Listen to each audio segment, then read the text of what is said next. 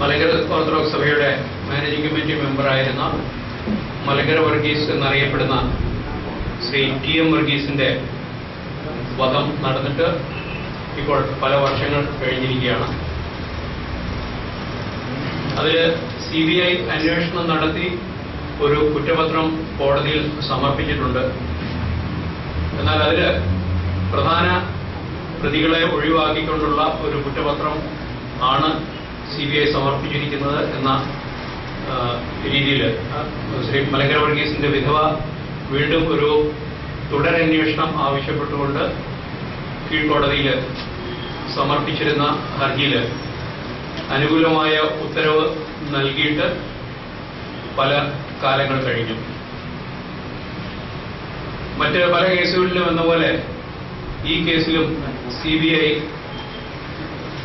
മെല്ലെപ്പോക്ക് നയം തുടരുന്നു എന്ന് സംശയിക്കുവാനായിട്ട് വളരെയധികം കാരണങ്ങളുണ്ട്.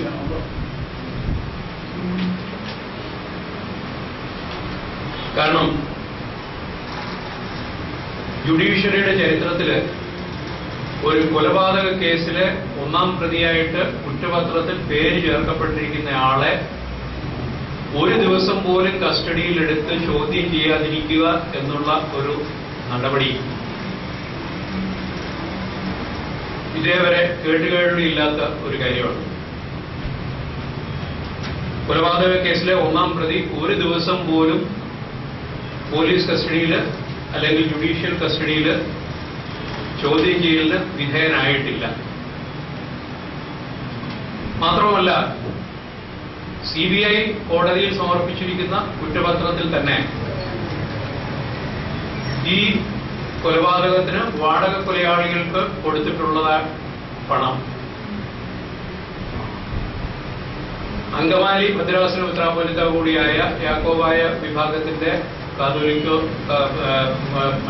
കാതോലിക്കോസായ തോമസ് പ്രഥമൻ ബാവായുടെ കൽപ്പന അനുസരിച്ച് പിരിച്ച ഒരു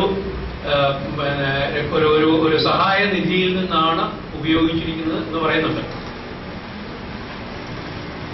ഒന്നാം പ്രതിയായിട്ട് പേര് ചേർക്കപ്പെട്ടിരിക്കുന്ന ഫാദർ തെക്കേക്കര ഈ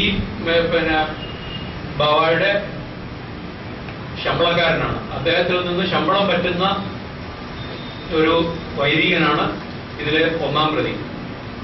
അദ്ദേഹത്തിന്റെ കൽപ്പന പ്രകാരം പിരിച്ച ഫണ്ടിൽ നിന്നാണ് ഈ വാടക കൊലയാളികൾക്ക് പണം കൊടുത്തിരിക്കുന്നത് എന്ന് CBI കുറ്റപത്രത്തിൽ പറയുന്നു.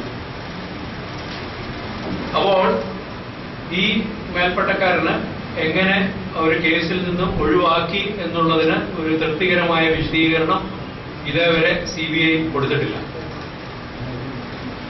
അങ്ങനെ ഇതിന്റെ യഥാർത്ഥ പ്രതികളെ ഒഴിവാക്കിക്കൊണ്ടുള്ള ഒരു അന്വേഷണമാണ് CBI നടത്തുന്നത്. ഈ മെല്ലെപ്പോക്ക് നയത്തിന് സഭയിലെ ജനങ്ങൾക്കുള്ള ഉത്കണ്ഠ രേഖപ്പെടുത്തുവാനും വേഗത്തിലുള്ള നീതി നടപ്പാക്കുവാനുള്ള നടപടി എടുക്കണമെന്ന് ആവശ്യപ്പെടുവാനും ഈ ഞായറാഴ്ച, അതായത് ഓഗസ്റ്റ് 7-ാം തീയതി ഞായറാഴ്ച ഉച്ചകഴിഞ്ഞ് 3 മണിക്ക് പുതുപ്പള്ളി സെന്റ് ജോർജ് ഓർത്തഡോക്സ് വലിയ പള്ളിയിൽ നടക്കുന്ന യോഗത്തില് സഭയിലെ അഹമ്മദാബാദ് അങ്കമാലി ഭദ്രാസനങ്ങളുടെ മെത്രാപ്പൊലിത്തന്മാരായ ഗീവർഗീസ് മാർ യൂലിയോസ്,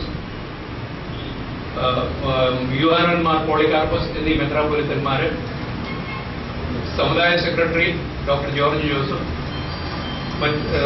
തോമസ് പോൾ മാറാച്ചേരി റമ്പാൻ, മലങ്കര വർഗീസിന്റെ ഇടവകയായ ബെതേൽസ് ലോകപ്പള്ളി വികാരി ഫാദർ ഫിലൻ പി മാത്യു തുടങ്ങിയവര് പ്രസംഗിക്കുന്നുണ്ട്.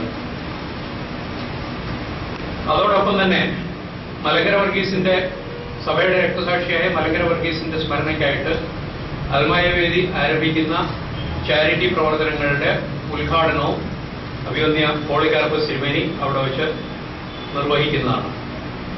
പുതുപ്പള്ളി ഗവൺമെന്റ് LP സ്കൂളിലെ എല്ലാ വിദ്യാർത്ഥികൾക്കും ഒരു കുട വീതം നൽകിക്കൊണ്ടുള്ള ചാരിറ്റി പ്രവർത്തനമാണ് അവിടെ വെച്ച് സമാരംഭിക്കുന്നത്.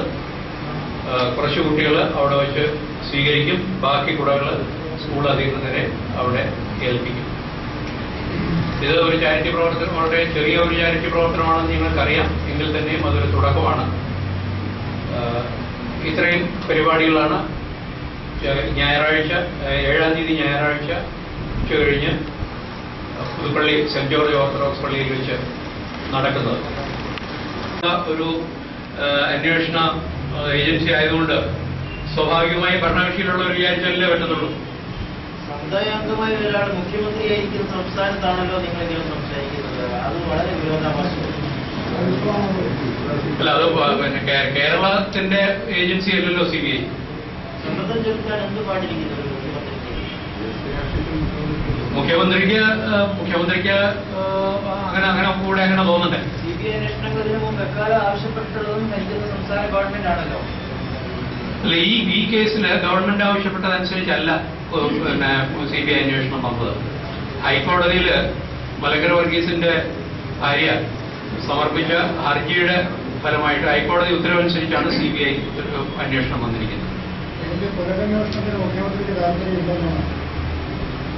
മുഖ്യമന്ത്രിക്ക് CBI നടത്തുന്ന ഒരു അന്വേഷണത്തിൽ മുഖ്യമന്ത്രിക്ക് ഇടപെടാൻ പറ്റുമോ?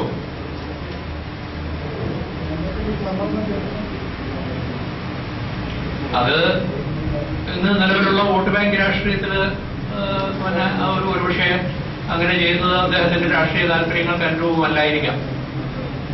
ഭരിക്കുന്നത് കോൺഗ്രസ്, സംസ്ഥാനം ഭരിക്കുന്നത് കോൺഗ്രസ്, സമുദായത്തിന് സ്വാധീനമുണ്ട്. അതിനെന്ത് പാടിരിക്കുന്നു? രാഷ്ട്രീയമായിട്ടുള്ള ഒരു സ്വാധീനം ചെലുത്തി കാര്യങ്ങൾ നടത്തുക എന്നുള്ളത് ഓർത്തഡോക്സ് സഭയുടെ ശൈലിയല്ല. രാഷ്ട്രീയക്കാരായിട്ടുള്ള ആളുകളൊക്കെ സഭയിലെ അംഗങ്ങൾ എല്ലാ രാഷ്ട്രീയ പാർട്ടികളിലും ഉണ്ട്. അങ്ങനെയുള്ളവരെ ഉപയോഗിച്ചുകൊണ്ട് കാര്യങ്ങൾ നടത്തുക എന്നുള്ളത് ഓർത്തഡോക്സ് സഭയുടെ ശൈലിയല്ല.